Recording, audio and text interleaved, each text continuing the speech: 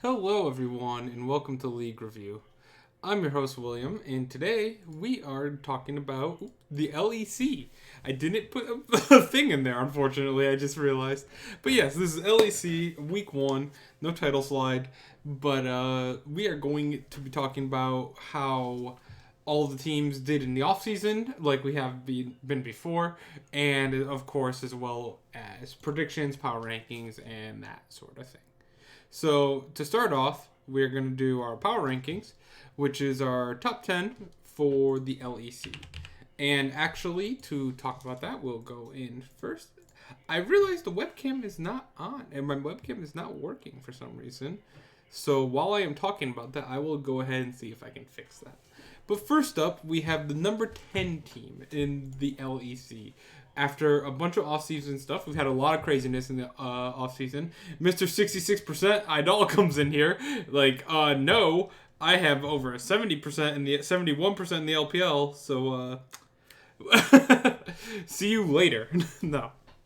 But yes, the number 10 team is going to be Misfits Gaming. Might be a surprise to anyone who watched my podcast last year. I was all in on that super team, and if you haven't been paying attention, that super team blew up last year terribly. It failed completely, and completely revamped the team. And unfortunately, I will try not to butcher these names, but they now have a completely different team with Dan Dan as their top laner. Great name. The former was he a top? He was top laner for.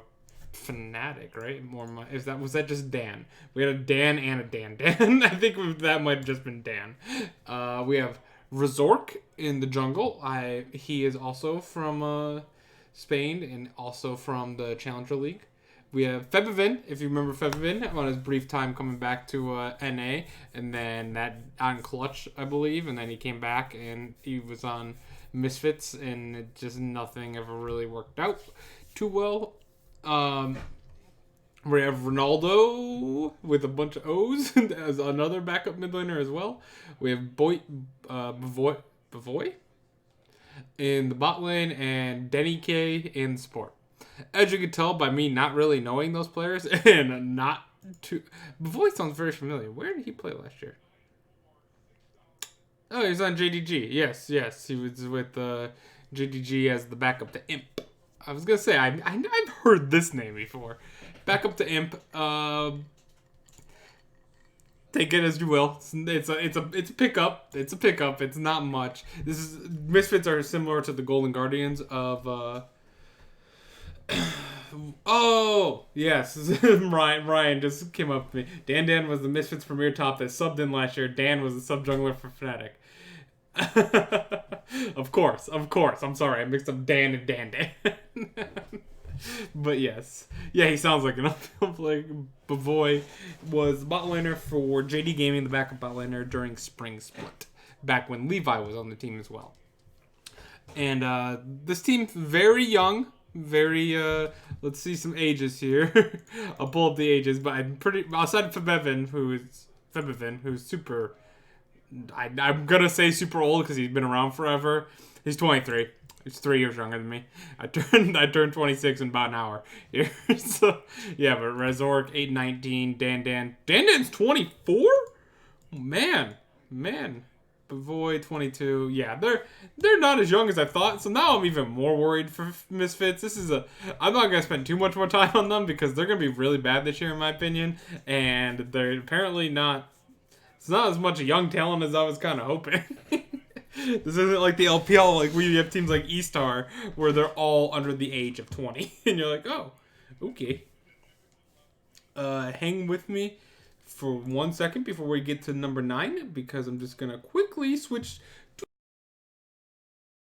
I can grab the webcam and restart it, basically, is what I want to do.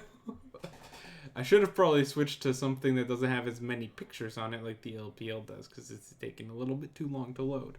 But in the meantime, we could talk about how G2, they have a switch in the bot lane with Perks going to mid lane again, and Caps coming over to be the new ADC. I'm actually really looking forward to that.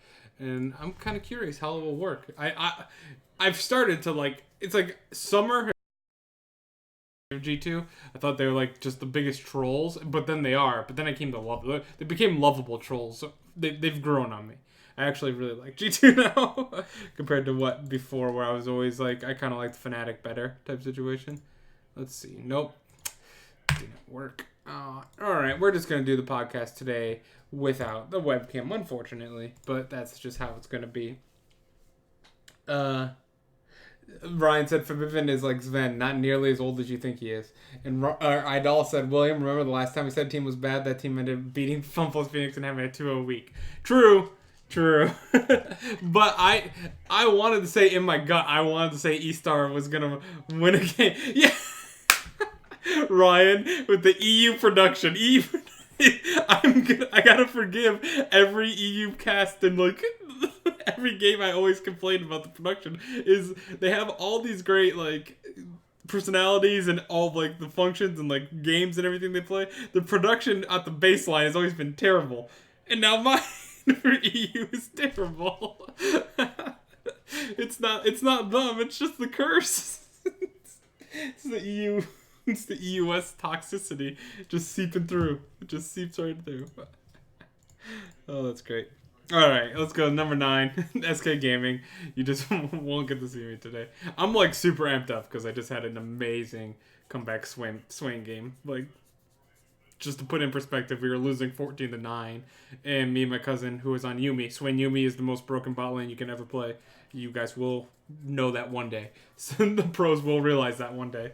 But we looked up at the scoreboard. We were 9-0 in lane, and we realized, oh, the score is 14-9. And we were still able to pull it off. It was close. Anyway, this has been a hell of a start to this podcast. SK Gaming, if you're still with us. SK Gaming is my 9th team this year. They still have some people coming back. They have Crown Shot, who performed better. He's, I wouldn't say necessarily the best mid lane or bot laner. They have Sakurai. I'm so sorry. I feel like I could do Chinese names okay. I mess up some of them, but I can do most of them okay. Korean names okay. It's the French, man. The French tongue is like I can't say it, so I apologize to every French name I butcher on this podcast. It's always been a thing when I watch hockey, like all the French Canadians. I'm like, I hate them. I hate having to try and say their names out loud. I can like read it fine, but it's still incorrect. But when you say it out loud, you just look like an idiot. Ryan said he just realized Crownshot's name is just Headshot. Yeah, that's about alright. He's a big Caitlyn player. Trick is their jungler. Trick coming back to the league. Not Trick 2G, but when you're Trick on G2, that was when I first started watching League. You're Trick on G2 and then Trick 2G, and I legitimately thought those were the same people. Jenna X is their mid laner. And that's probably not how you say that. Gen X? Gen X? That sounds much more like the name than Jenna X. Gen X. Limit is the support, and their sub is Berto. And again, this is another low bottom tier team that I don't see too much coming out of them. They could be E-Star level, but I just think, to me personally, EU is more top heavy than any other league in the world. Like, you have 3 to 5 teams that really do not have much on their team going for them. Like, I think 3 to 5 teams are not Golden Guardians level, but they're, like, I know I'm super excited about FlyQuest, but if FlyQuest fails and, like let's say FlyQuest, Dignitas, Immortals level. There's like 4 or 5 of those teams in the LEC, but then the top 5 LEC teams are very good.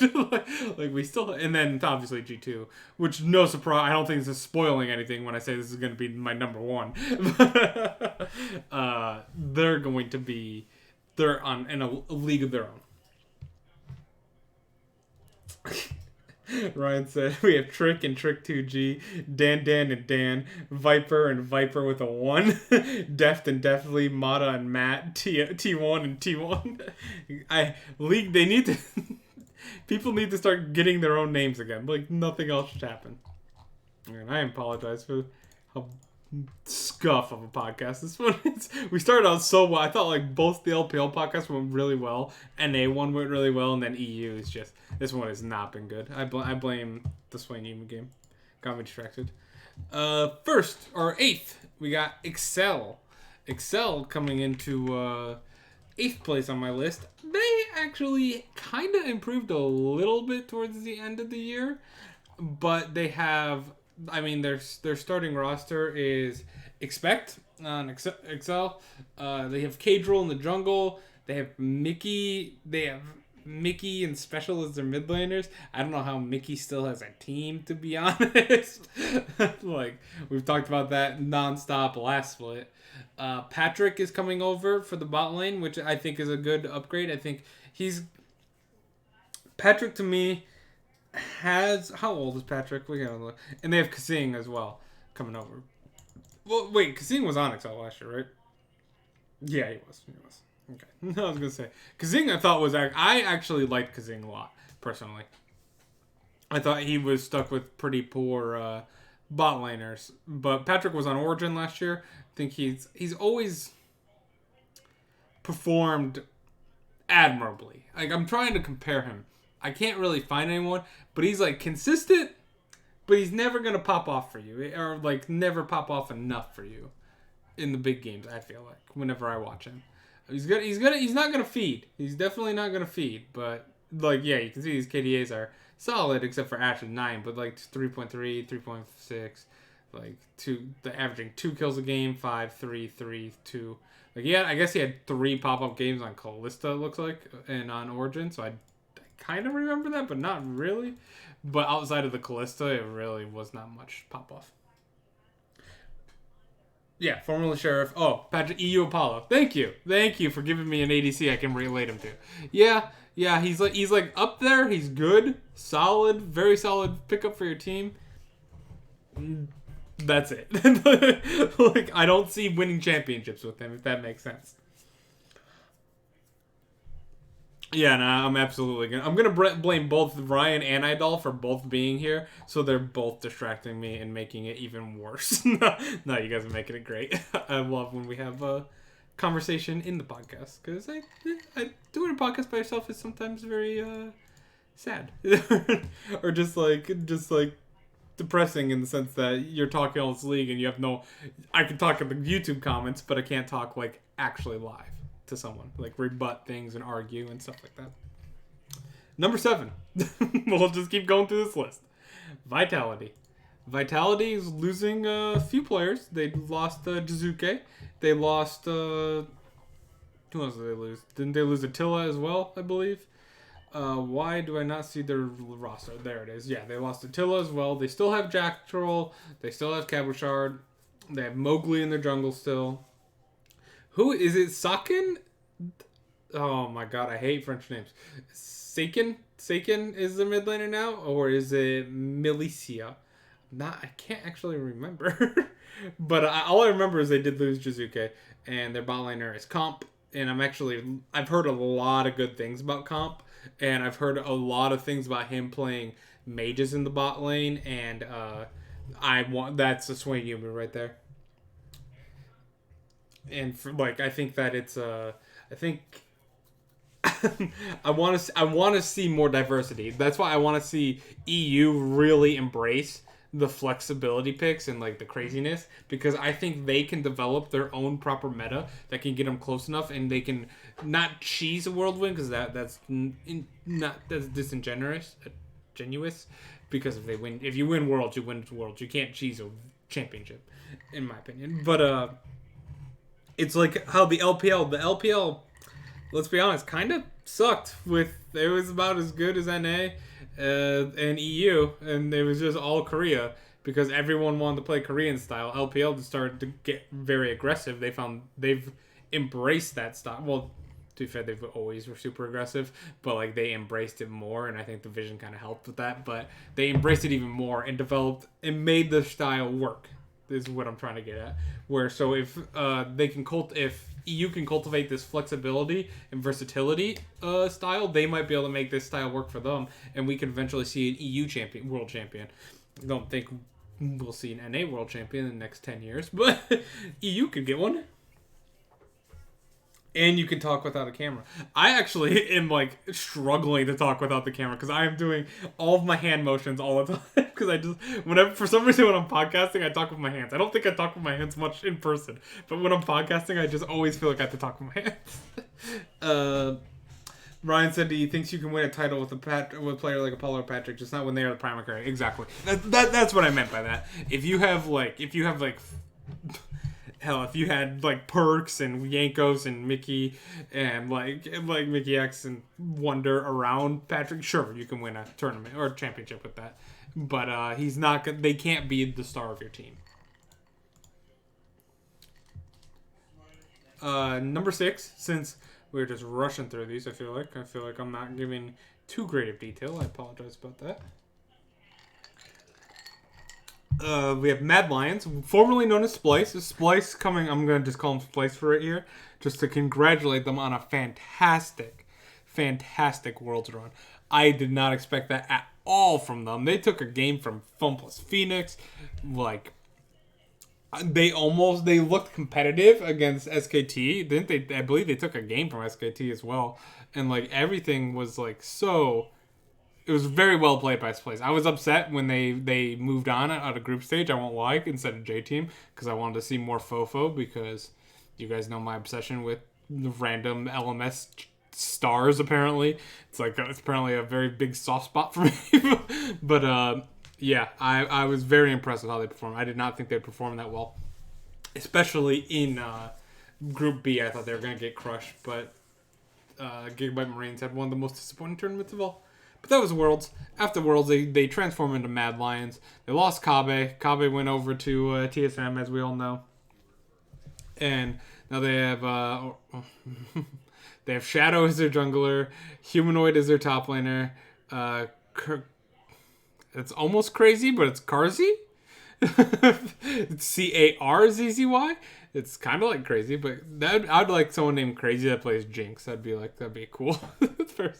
Kaiser is their support, and Orome.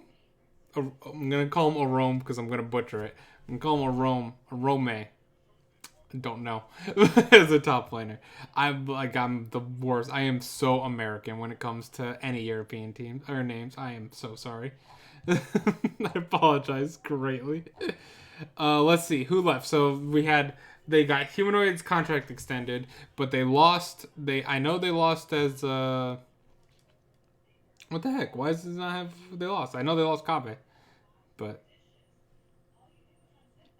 because Mad Lions is not Splice. Kabe leaves. Northscaran renames Satora or Tator. Xerxes leaves. Yeah, okay. Vizichache retires. Okay. I was like, they lost 1 million people. That's the reason why I put them down at 6 is I used to, like, Splice was very boring to watch, personally. Like, I mean, it's my type of style of league a little bit, of just team fighting. But, like, man, they were slow about it. They didn't play aggressive with it at all.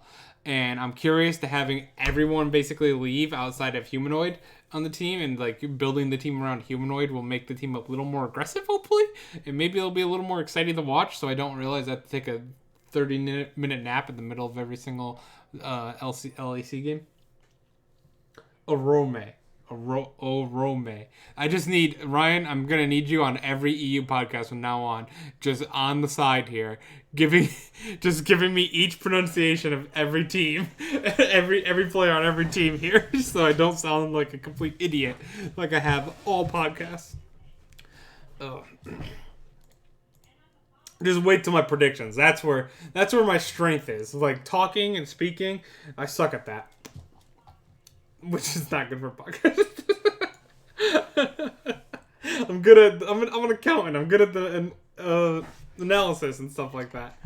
That's what I'm good at. There's a reason I'm not an English major or anything like that. All right. We got SO4 as number 5. You got Gilius as your jungler. You got Abadanga as your mid laner. You got Forgiven coming back. Let's talk about Forgiven, because Forgiven is a person that, to me, means nothing. Like, means completely nothing to me. I've heard about him. I've heard that he's a legend. And he played before I started watching League of Legends. Like, you know, he was retired before I started watching. And that was back in 2017. It was the last time he played. And, yeah. So, that was probably... Was I watching? No, that might have been like the split before I actually started watching is when he retired. So to me, it didn't mean anything. So when I hear all this hype about him, I'm like, oh, who is this guy? I'm like, oh, this guy used to be a god. Like, very interesting. Like, he was one of the best ADCs around. And I believe Frost on Euphoria even said that, like, he was getting recognition in LPL as well. Now, my worry with him coming back, because there's a lot of hype around this. There is quite a lot of hype. 3 years is a long time in League. 3 years is a long time in just regular sports. If you're out of a regular sport for 3 years, that's a long time. For League of Legends, a lot has changed. A lot of do you guys remember? Like, I obviously I don't. I wasn't watching back in like season 2 and stuff, but like the CS differences compared to like what we have now with near perfect CS compared to what CS used to be and like how the game was played back then is nowhere near where it's played now. A lot of like some secret OP strats that only like a few players knew how to do. Like only a few players knew how to CS properly. Only a few players knew how like certain passives worked and all that. All that's gone. Every player knows everything now at the professional level. League is like so much more advanced and but like more professional in the sense that like there's been more time to develop things and everyone knows everything type situation. For the most part. You'll get a player every now and then not know a thing about a certain specific champ. But that's on the rare occasion. Pretty much they know everything and their coaches know everything and their analysts know everything. So I'm kind of concerned that his very dominating performance possibly could have been... I don't know. I'm not speaking from experience here. This is a tough one for me. In my mind, I'm just thinking it as... He was an exceptional player back in the day because no one else knew what to do in that scenario. Now other people kind of know what that is and like what he did back then. Like that's just the basic level of play now. And I'm wondering if the 3 years is going to be too much. That's why I only have SO4 as 5th. I think that with the rest of the team, I do like Dreams as a support. I thought he's always pretty, not like superb, but like pretty decent. Gilius is a jungler. Gilius, that name sounds very familiar. Gilius is... Who was he on last year? Gilius was on Besiktas? Turkish league, by the way. Turkish league might be worse than my European league. Yeah, interesting. Okay, so that's why I knew him, but that's not the reason I thought I knew him. He was in the Turkish league. What the heck? Man, I thought he was going to be on a different team, but no. Okay. Gillies is known for Kikas. Yeah, Kikas. If you can tell, I just leaned back in my chair a little too far. Everywhere he goes. I have heard that meme. Yeah. Okay. Yeah, okay, yes. I have. You think... This sounds like I don't know anything about League of Legends. I'm, like, embarrassed about this podcast. This has been a fucking rough one. I know League of Legends. I swear. If this is the first time you've watched a podcast of mine, you're like, this guy knows nothing. I promise it gets slightly better. I know at least 2/3 of what the for the league.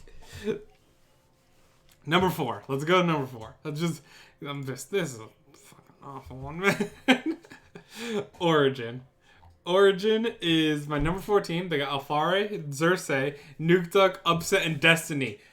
I named a full team. I know every single player. I know. The issue is EU. I watch a lot of League. As we know, I watched 13 League of Legends, leagues last year, which was all 13 of them. I'm going to watch 12 this year. I don't watch Academy for NA. I don't watch the Challenger Series for Korea. I don't watch the Challenger Series for LPL. I don't watch any EU Masters or anything like that.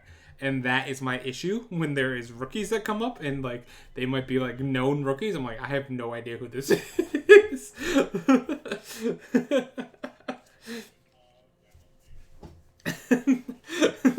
Also, damn it, we missed him. Almost fall. I didn't almost fall out of the chair. I just leaned back a little too far. It was just so I was a little too far away from the mic and had to sit up. And then Ryan, typical NA shitter who knows nothing of Quality League. I'm right. You're right. That's all I am. That's all I've been after a year, after picking over like 1,700 games last year or whatever it was. No, it was 1,500 or something. I don't remember, but that's all I am. That's all I know is NA. But yes, Alfari, Xerxes, Nuke Duck, Upset, Destiny. Clean. Name the whole team, not naming their backup support. You don't even know them. Because I can't pronounce it. Destiny, coming over from Oceania. I know him. Destiny coming straight out of Mammoth Gaming. Back from Worlds last year. Loved him on Mammoth. Loved Mammoth as a team. I thought they were a very good Oceania team, compared to what we usually get. I felt, and they proved it. They got to a tiebreaker with Clutch and Unicorns of Love. And that was just probably the most exciting moment for Oceania. And I think that having Upset as your bot laner, very, very, very good pickup. You got Nuke Duck as your mid laner. Also, I love having Nuke Duck on the team. You have Xerxes in the jungle. Also, fantastic pick. Alfari in top. Also solid. Why do I have them fourth?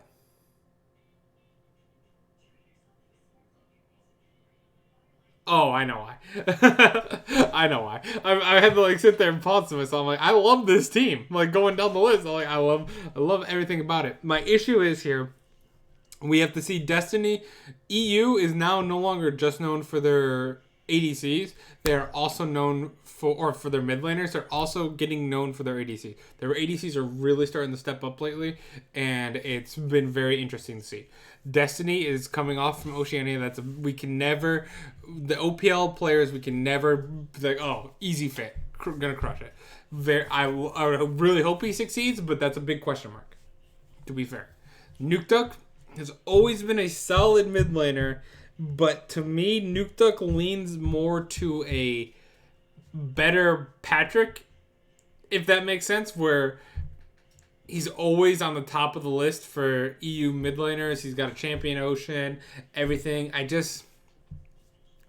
It's hard to see. I don't see that super killer flashy gameplay from him. To rely on him to make the big play in the big moment type situation. I just don't see that with Nuke Duck. I see quality, decent, above average gameplay.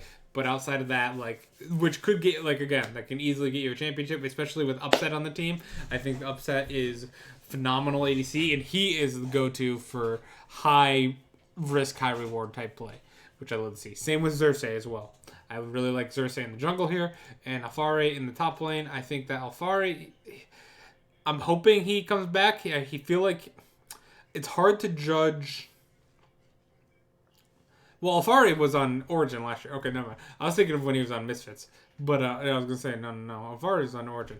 So yeah, he had a good year last year. I was thinking that when he was on Misfits, and it just didn't work out when the whole Misfits didn't work out in general.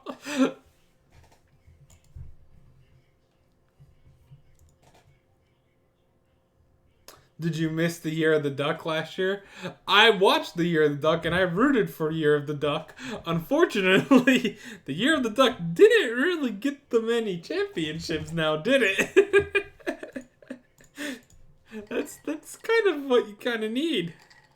And he wasn't very close to one. Got finals in spring, but outside of that, it wasn't. And it was the fastest final of all time until Team Liquid versus G2. Number 3, I have bought in. I have bought into the hype of Rogue. I don't know what it is. it's a very similar situation with Rogue as it is with what's their faces, 100 Thieves. The branding, phenomenal. Like, it makes you believe. I'm telling you, man, marketing and branding is a very important part of your team, because you need to get your fans to believe in you. Like, there's not much for Excel. Like, Excel's Excel. You know what I mean? Like, so same with SK. I know they were in the league before, so it's a little bit different. But like the newer teams that don't commit to making it their brand, a real brand, really fail to excite people, and they fail to. And by failing to excite people, you fail to get fans, which fails to get money and hype, which means you fail to get better free agents, and it goes down. It's down the chain. Everything's connected. Everything's connected. Rogue, I'm really excited to watch this team after they made their miracle run last split. I think that we can see a lot more from them. I have Finn in the top lane going great this year. I love Inspired as well in the jungle, and I think Larson. The biggest thing I have. Larson, though. The biggest thing I have, though, for this team is Hansama and Vander. Hansama. Yeah. Ham Sama? Nope, not Ham Sama. I'm the one thing of Misfits I'm buying back into is Hansama. I felt like had GG report team type situation with the Misfits. I felt like everything fell apart around him, and when you're the ADC and your whole team's feeding, there's really not much you can say. I can't take that line exactly. That line is from Frost on the Euphoria, but that is true. It is really true. When you're an ADC and your top lane is feeding like crazy, your jungler is feeding like crazy, your mid lane is feeding like crazy, what are you supposed to do? Everyone is just going to instantly one-shot you in every team fight ever. So I think that was kind of it. He has a very aggressive Lucian and a very aggressive Draven, which I love to see type Draven players and Lucian players. I hate Draven players in solo queue, but I love to see him in pro play. Xayah as well. Everyone's Xayah is good though. So Xayah is a champion that, like, if you can't play Xayah good, I feel like there's something wrong with you. I can't play Xayah good, by the way. At a professional level, if you can't play Xayah good, there's something wrong with you. But yeah, he plays super early, aggressive, Kalista, Lucian, Draven, and that's what I want to see with the new Dragon change, with Xerxes being an aggressive jungler, not Xerxes, Inspired being the aggressive jungler coming in with him, and having Vander as well coming in down in the bot lane. I loved Vander last year when he came in. I thought it was a massive change in Spring Split when they brought him in, when Rogue was like towards the very bottom of the list. I thought that Vander made a big impact immediately, and I wanted to see more of him, and we have. And it's obviously I wasn't the only one, because they brought him back for this year as well. And I think working with Hansama, working with that aggression, I see a lot of potential here with a lot of good talent to actually compete in this early game meta that we are seeing. So yeah, look it. I could talk League again. The last two teams I've actually been able to explain things. It's almost like when teams have really good players, I can, without many question marks, I can talk about them. Ugh. I say that, but I love watching rookies play as well, which makes me kind of sad that NA only has one rookie all year. Because the rookies like E-Star and stuff, that kind of potential is always fun. You never know what you're going to get. If I'm ever surprised, it's a good thing. Sucks for my predictions, but it makes it more interesting to watch. Number 2, Fnatic.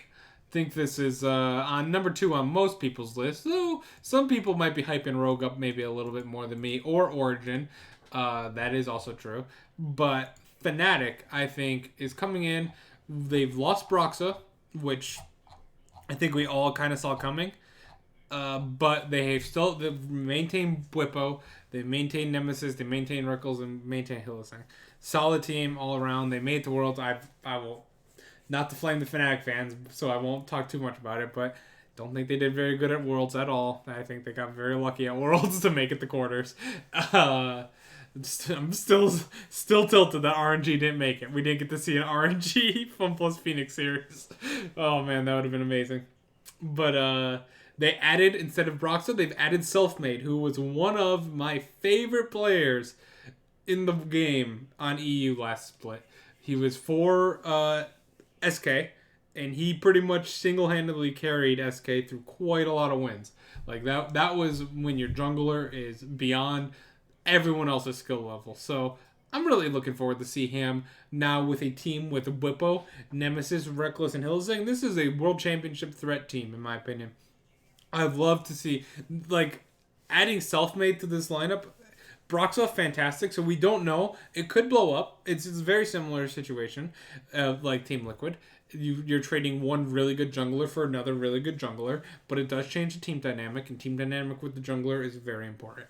I think that adding Selfmade here, though, gives you an X factor that you didn't have with Broxa that I'm looking forward to watching a lot. Selfmade kind of reminds me of, when he was on SK, it reminded me of Knight in the sense where he was just winning games by himself. It did not matter what his team was doing. But now that he has a real team around him, it kind of reminds me a bit of Puff and Southwind, where on Vici Gaming they had nothing going for them, but now that they're on IG, where we're actually being able to see their true talents shine, I'm kind of hoping to see the same thing with Selfmade here, where he has mid laner that with Nemesis, Reckless, and Hillsing in the bot lane, Whippo top. He has a lot of lanes to play to. Any one of those lanes can carry any game. Any given day, any lane can carry. So if one's not doing well, he can easily just turn around and go to a different lane. Right? Idol said, no, you did not just lower Knight's standards. Listen, I said it was similar to Knight. He's nowhere near the level of Knight. By the way, Idol, I thought you hated my gushing over Knight that I always do. Knight is still the greatest player in the entire world. The entire world is elo hell for Knight. There is not a single player even remotely close to his skill level. Is that better? Are you happy now? Because I still believe that.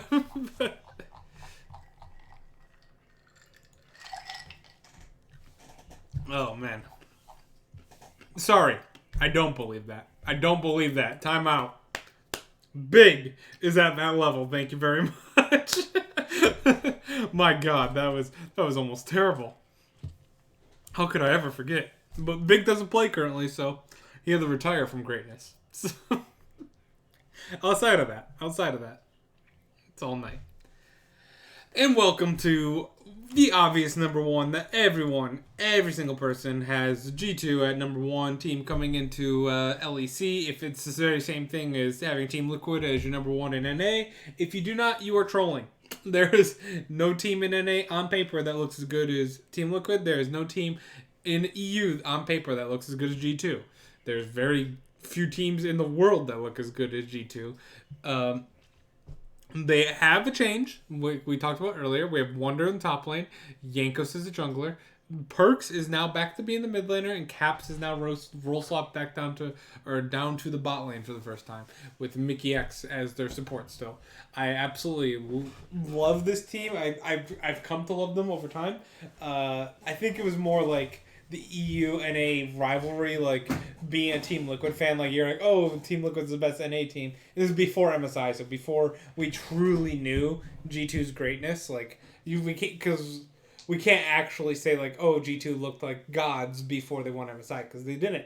They actually in MSI group stage they were only one game better than Team Liquid. It went 1-1, so they were about the same. But then that's when they really stepped it up from there in their best of threes and. Or best of five, sorry. But I think that from that point on was like, oh, I actually kind of like this team, you know? Like, I kind of enjoyed the trolliness of it and, like, just how straight up good they were. And, like, the cocky level of, like, 'cause it reminded me a bit of an LPL style. They play LPL similar to an LPL team with, like, super hyper aggressiveness, but they have their own twist, their EU twist on it. But they also have a very good sense of humor that I love that they're able to troll, but they are totally down to getting trolled back. Like, I absolutely love that. I hate when people talk a lot of crap and then, like, make excuses when they lose and they don't care. Like, they get offended if you make fun of them and talk crap back to them after you talk crap. I hate that. So I really, really like that they're all willing to talk crap to each other, talk crap to other teams, but they're totally fine if they fail to meme it up again. But that's just their attitudes. Gameplay wise, I think Wonder is probably the best to second best top laner. In EU, Yankos is the best jungler. Perks is the best mid laner. Caps is the second best mid laner. But you have Caps as your ADC now. That's my only big question mark. But I kind of like it with Mickey because Mickey X and Caps I kind of think are kind of crazy, if that makes sense. Where I think that like the Gragas pick on support, the Yasuo Gragas spot lane that they did with Perks, I think there's a lot of room of experimentation that Perks might not have been as comfortable as Caps will be. I think Caps is totally down to quote unquote troll, but come up with really interesting flex picks or interesting picks on bot lane. I'm not saying Swain Yumi or Swain Maokai can be picked, but stuff similar to that which I really like to enjoy because I like to experiment and I always love to think of like what would be a good duo. Like it's because we're so set in our minds of needing like just like an ADC and a support, like a classic ADC and classic support. But if you really just think about two champions that just work, their synergies together are fantastic. Like it was Swain Yumi for the longest. It was very good today, but it's not as always good anymore because Yumi kind of got gutted a lot. But like Swain Maokai, you get a point and click route into another route, like or into the pole into a route, and then you just get electrocute on that, so you get some extra damage. That's pretty nice, and then you also get the bushes for his E. There's Pantheon Talia, which Griffin played in the finals against SKT. It did not work, unfortunately, in my opinion, because I think that's one of the strongest cheesy bot lanes you can do. Same with Pantheon Xin Zhao. You just anything with that you can double point and click burst something is so interesting. Nico Yumi. I'm just going through everything. I think all of these are all possibilities and then some with whatever they think of that could happen a lot more often from G2, and I'm super looking forward to watching it. Does that make sense? Like, I love because people never find out the Garen Yumi type stuff. Like that stuff has to be experimented on before it can actually be seen. Yeah. So I think that by doing that, we might find a new broken meta that we've never even thought about it happening before. So hopefully I get to see quite a bit of that because I want to be taking notes during like every G2 game. I don't want to see a single boring lane. All right. With that is our butchered power rankings. G2 1, Fnatic 2, Rogue 3, Origin 4, SO4 5, Mad Lion 6, Vitality 7, Excel 8, SK 9, Misfits 10. Idol wants to know, is every game going to have misfortune?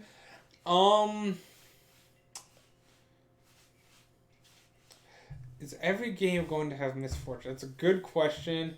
I'm going to lean on no for EU because I think that EU is going to want to have some more versatility with misfortune.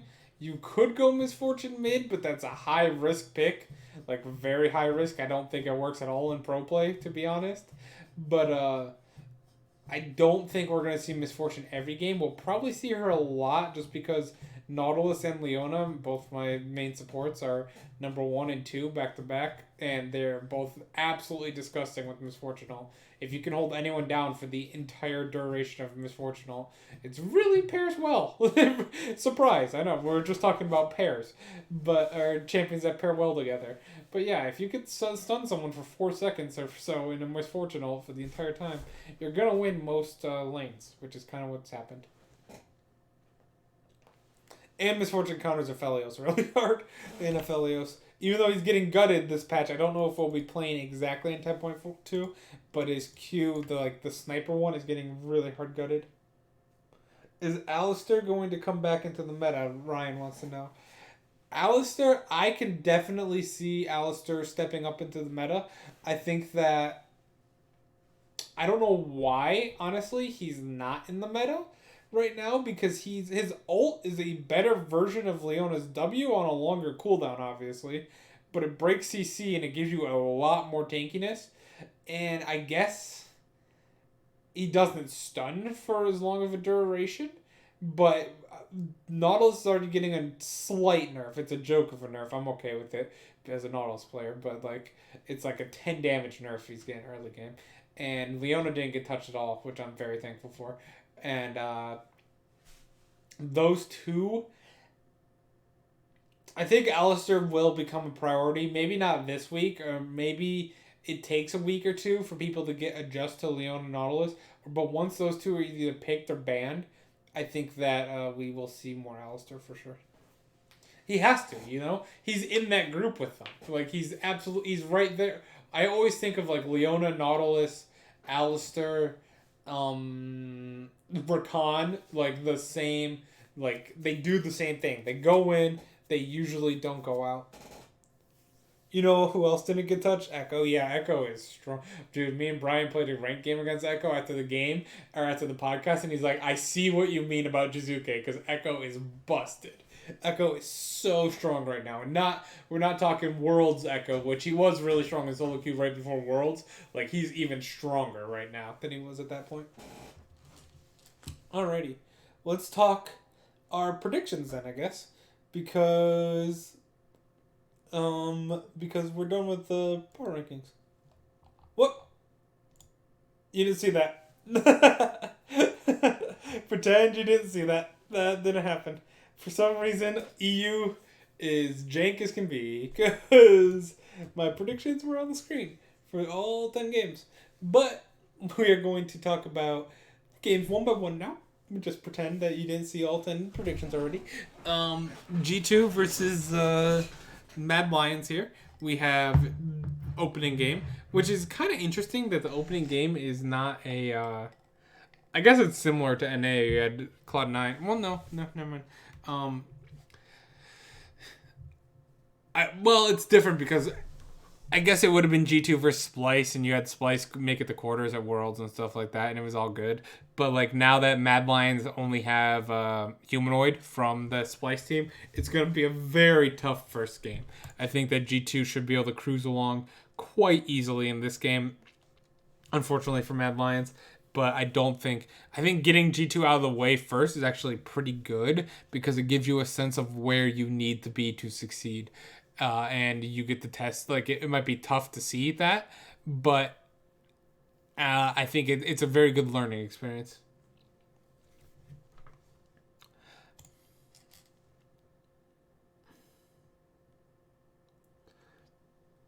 Oh, it is not the game of the day?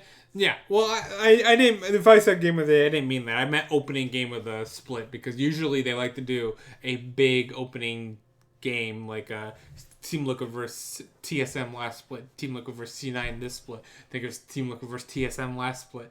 And it's the same thing. It's usually like G2 versus Fnatic, G2 versus Origin, Origin versus Fnatic, stuff like that is usually the first game. But I guess they're doing it differently in EU this time. Next game, Vitality versus SK. We can sleep right through this one. No, I think Vitality will take this one fine. I actually have a little more faith in their rebuild process, more so than SK's. But SK does have young... Oh, no, that's Excel's young buck. Never mind. Forget the whole part. So, never mind. SK, I don't really believe in too much. They have to prove to me that they're going to be competing at any level that's not like Golden Guardians in NA.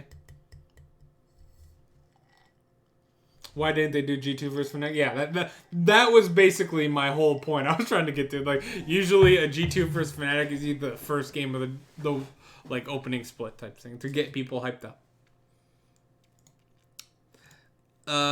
Next we have Misfits versus Rogue. As you probably know, I have me having Misfits at 10th because I know absolutely nothing about that team. And Rogue, who I am super hyped for and cannot wait to see Hansama pop off. I think Hansama is going to take his revenge on this organization and absolutely destroy Misfits. This is going to be a near 20-minute beatdown from Rogue into Misfits, in my opinion.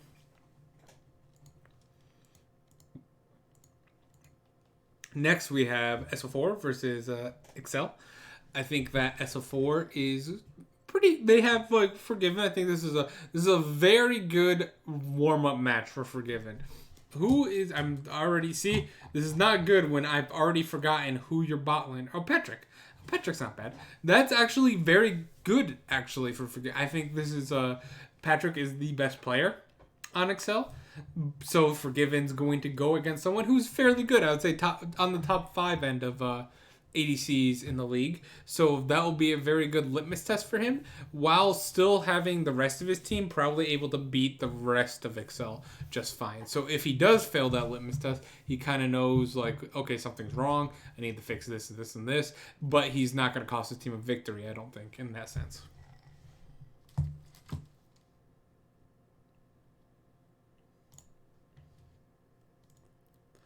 You said you're taking Origin over Fnatic, Ryan?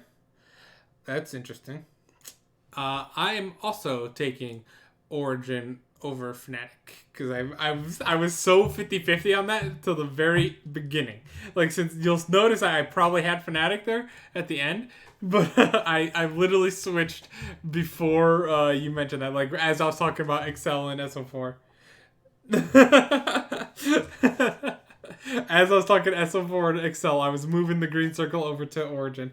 I was kind of hyped about this. I think I pumped myself up during the talks. I really wanted to pick it at the beginning, but then I was just like, Fnatic's got too much with self-made now. But then I was starting to think about it, and I was like, well, Xerxes also very good, just as good as self-made in my opinion, and like, Alfari's really good. Nukeduck can handle Nemesis in the mid lane, I think. And then, like, what about Destiny? I think Destiny is going to showcase a fantastic first game against Hylissang. I think that is a very good matchup for him, as if you have strong nerves, playing against someone that is going super ham could actually be a benefit to you, which sounds a little weird, but if they start going too ham into you and you actually start picking them off and getting them overextended, that can really calm you down a lot, because now all of a sudden you have a nice gold lead for your ADC. I think that I have Upset popping off this game against Reckless.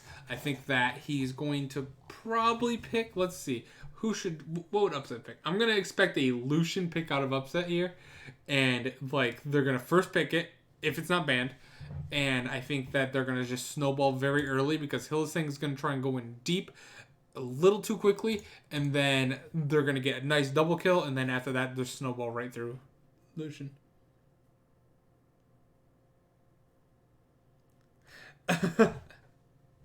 Ryan said, I thought I saw... You did see a green circle over Fnatic. Like I said, I changed it during the Excel and SO4 analysis that I was giving. I was so 50-50 on this game. And I think just me talking up Origin during the power rankings made me kind of want to pick them in the game.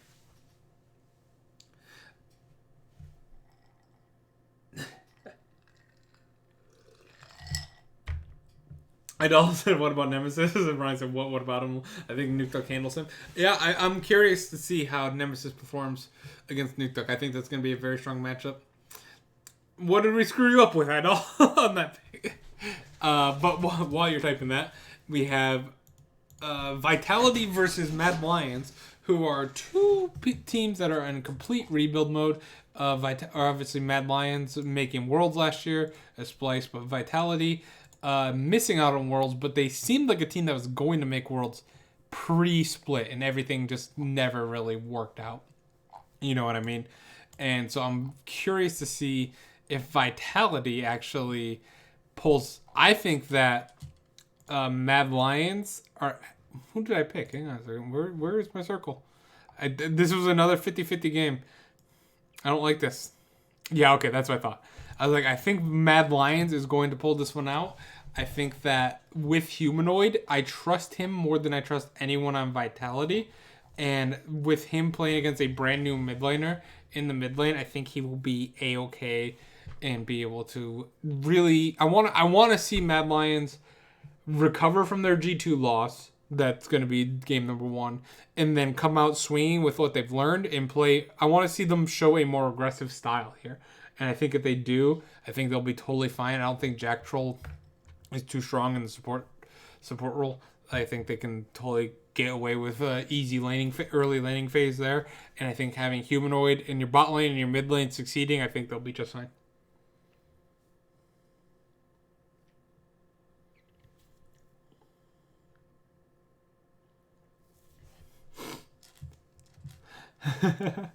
I thought Selfmade gave them the edge, then you explained it. Gotcha.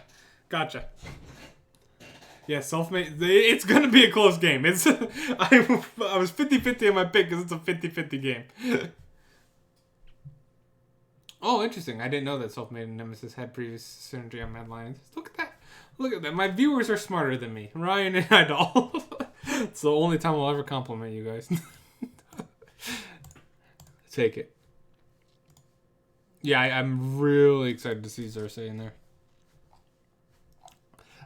Rogue versus Excel is the next game. And Rogue, talk about an easy week 1, man.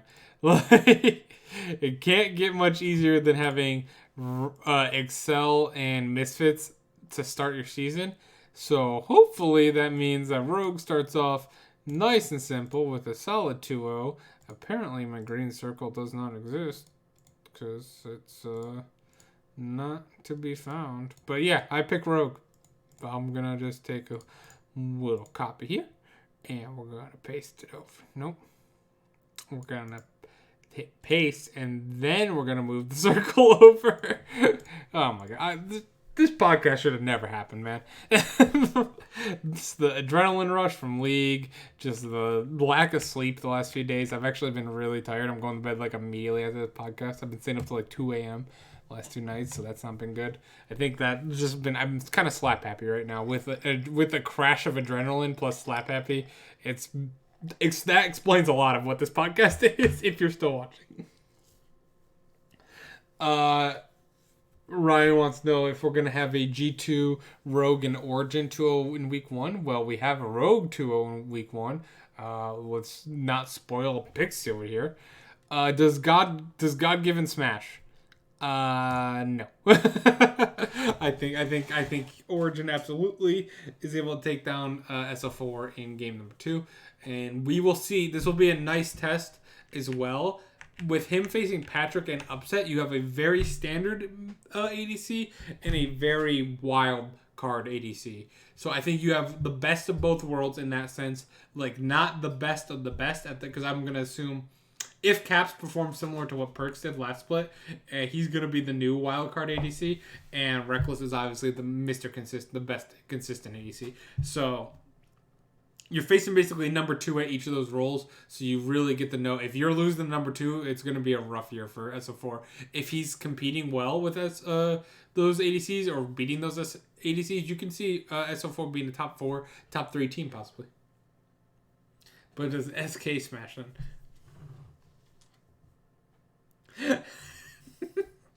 Idol, don't make me boot you from this damn chat. You should have seen my face reading that. He said, William, did you put just 66% effort into this podcast instead of 100% effort?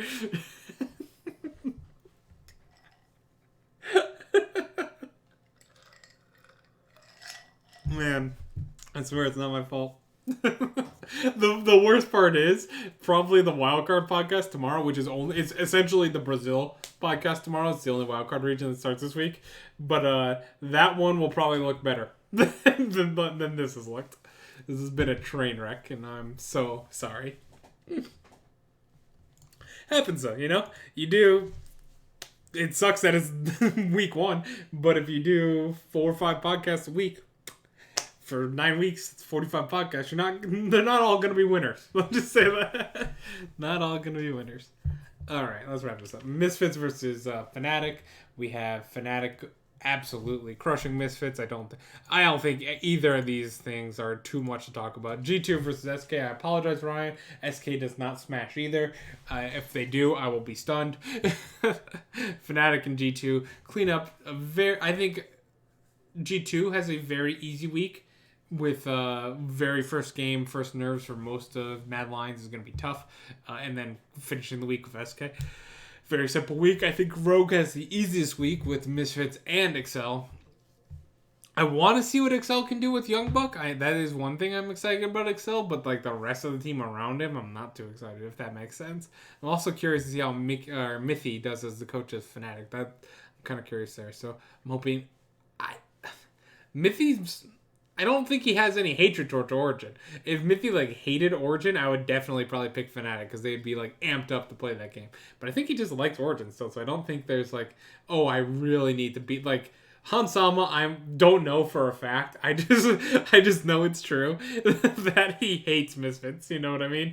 Like I just have a feeling that deep down he can't stand that organization. Where Mithy on the other hand probably has nothing but respect for Origin. But yeah, those are the 10 picks. They're not. We didn't make anything too bold, which again I don't think there will be, unless something surprises me this split. Honestly, there will not be too many bold predictions in EU because I really like. Let's go back to the power rankings. I really think that the top 5, like SO4 is the evil geniuses of LEC compared to LCS, where they're a coin flip to me. Mad Lions as well is also kind of a coin flip, but more on the down. Like just like I don't know what to expect from a lot of rookies. The top 4 super solid teams. I think those are all. They are going to just decimate the rest of the league, in my opinion.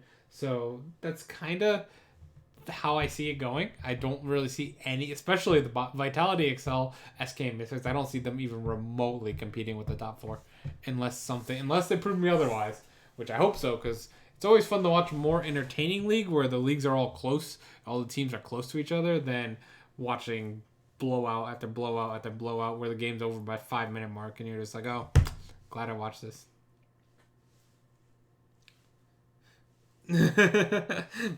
Ryan solved it. He's like, that's why we got Fnatic versus Origin instead of G2. Mithy's the inside man.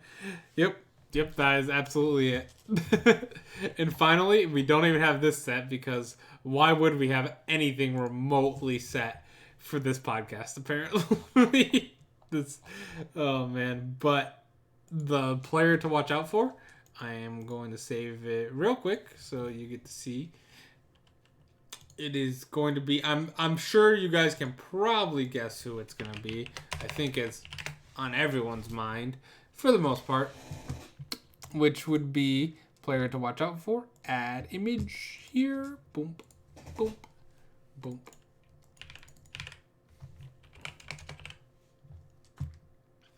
$66 effort just dropped to 65. Dude, this podcast is like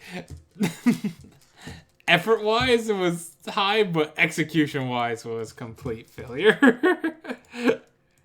Execution wise was like a 33%. Let's be honest here. Caps.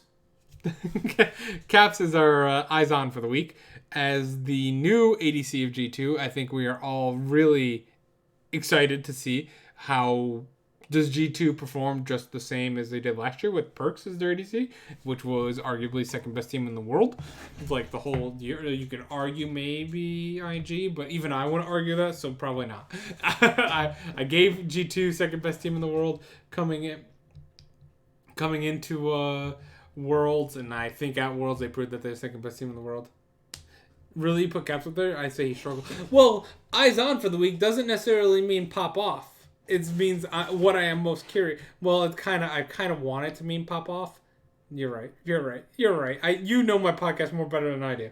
Yeah, I kind of want it to mean pop off, but I think you think he's gonna struggle in bot lane. See, I think that he can bring a lot of excitement in the bot lane. I'm looking forward to the bot lane with Caps and Mickey. I think it's gonna be. I think it won't be traditional marksman though. I don't know if he'll do good on traditional marksman.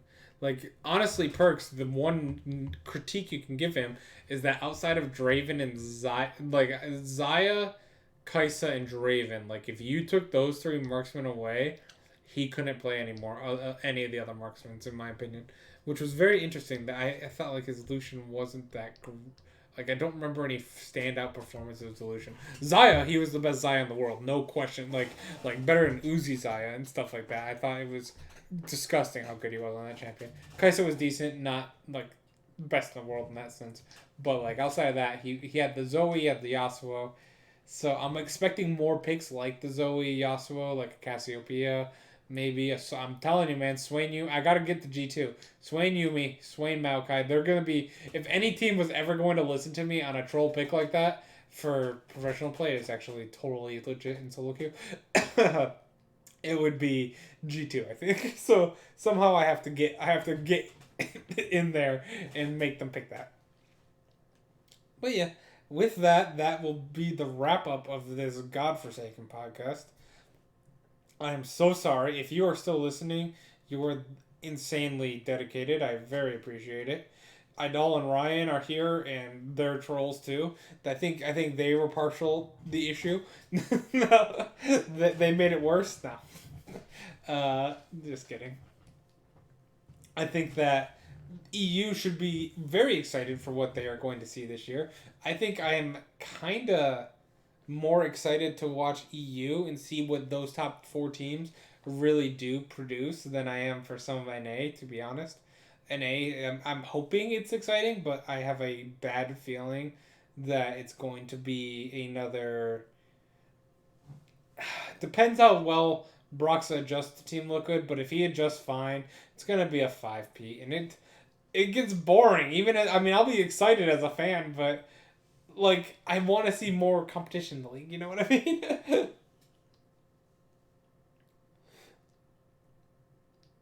But yeah, so I'd also say I'm looking forward to the pregame show. I absolutely am too.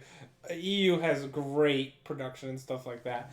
Outside, they don't have great production. I lied. They have great pre-show production, and then the production during the games. Yeah, so, the budget got cut. They have to cut so much stuff for the pre-show. Pre-show for EU is amazing. I love that stuff. And Ryan said, to be fair, the divide on expectations make him a fit for Izon. Yep, we're going to count that. We're going to count that. Ryan's on my side. Oh, man. But anyway, that should be all, guys. Thank you guys for watching. Tomorrow, if you are a Brazilian fan, the podcast will be for you.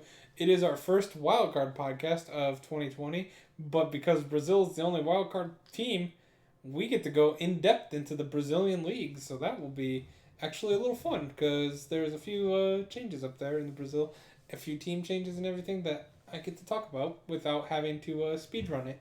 Because I am still unsure how we are going to do the Wildcard podcast again. Because not only do we have so many, we added an addition. No, we didn't. We didn't add additional league. I lied. The LMS is in there, but they disbanded the other league, and they named it PCO or something, like PCE maybe. I don't remember. But yeah, that will be it. Good night. 66%. Yeah. It's 71%. Thank you very much. I will never be under 66% in LPL. NA and EU, yeah, I probably will be. But LPL is where I know my stuff the most. But anyway, thank you guys for watching. We'll see you tomorrow for the Brazilian League. And with that, I'll see you guys tomorrow.